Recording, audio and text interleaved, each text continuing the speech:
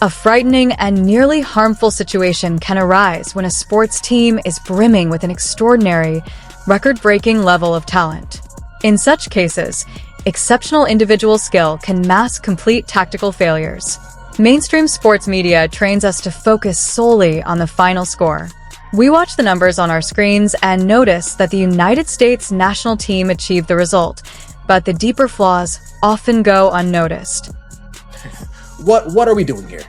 Caitlin Clark finished the game 7 points, 7 assists, 1 steal, 1 block.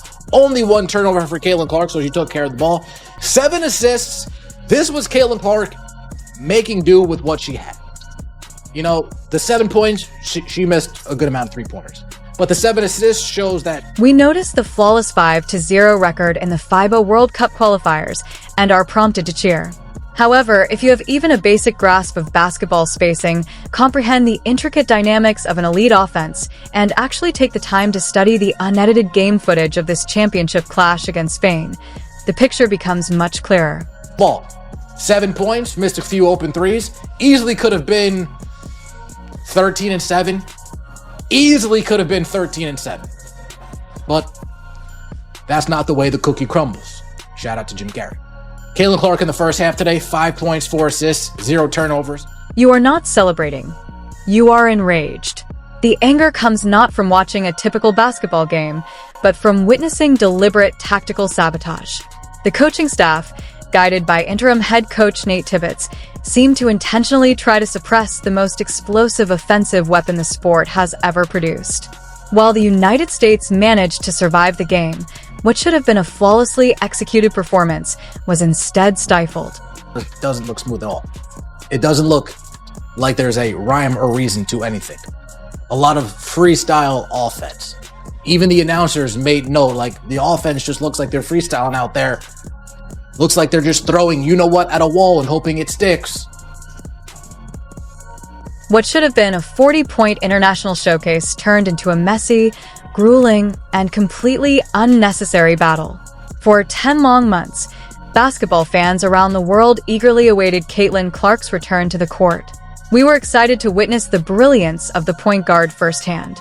We called for the outdated, veteran-first political structure of Team USA to be broken down. 9 points, 2 assists. Kelsey Plum, 18 points. Erica Hamby, 14 points. Ka Copper, 20 points. A lot of Ka Copper's points, straight up ISO ball. After witnessing her utterly dominate New Zealand as a starter, the strategy was obvious and proven. Yet, instead of fully utilizing this once-in-a-generation talent, the interim head coach panicked. He fell back on the old guard, benching Caitlin Clark for the championship game. Her relegation to the second unit was just the opening act in a series of coaching blunders. The real offense, the complete tactical disaster, occurred only when Clark was finally allowed onto the court. Head down. Erica Hamby calling for the ball in the post, calling for it and calling for it. They gave it to her. She converted. Chelsea Gray, 8 points, 4 assists in 26 minutes. To clearly visualize the 5-player lineup that Team USA's coaching staff put on the court, Chelsea Gray, Kelsey Plum, Jackie Young, Caitlin Clark, and Drika Hamby. At first glance, this seems like a fearsome assembly of scorers. But for anyone versed in positional strategy, it's a structural disaster. Chelsea Gray is a ball-heavy, deliberate half-court point guard. Kelsey Plum functions as a scoring 2, Jackie Young as a slashing 3, and Drika Hamby is the lone traditional big man anchoring the paint at the 5. Through a baffling process of elimination, Team USA's coaching staff looked at Caitlin Clark, the most visionary point guard of her generation, the deadliest pick-and-roll operator in the world, a player whose game revolves around controlling the pace with the ball, and decided to slot her at power forward. They took the ultimate offensive architect and confined her to the baseline, forcing a Ferrari to operate like a snowplow. They literally designed an offensive system where Caitlin Clark's role was reduced to setting off-ball screens. You could take advantage with the smaller players, with the quicker legs. You could take advantage, but Team USA didn't take advantage of it. They said, okay, we're going to run a small lineup and play half-court offense? Nate Tibbetts, I need some type of rhyme or reason for that. You got Caitlin taking it to the rack. Pushed down to the floor. The Team USA coaching staff forced Caitlin Clark into impossible mismatches, guarding taller players in the paint while standing in the corner offensively, completely crippling the team's flow. Despite a slow, disjointed offense with poor spacing and ineffective ball movement, Clark's defensive grit and elite instincts prevented disaster. Even out of position, she led the team with 7 assists and minimal turnovers, turning a chaotic game into a showcase of her basketball IQ. Every touch, she had created instant advantages, and with a bit more help from teammates, she could have produced a dominant double-double. Her performance highlighted both her brilliance and the coaching staff's tactical failures.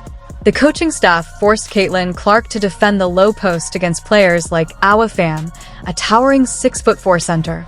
She was put in a brutal physical mismatch that the Spanish coaches immediately sought to exploit.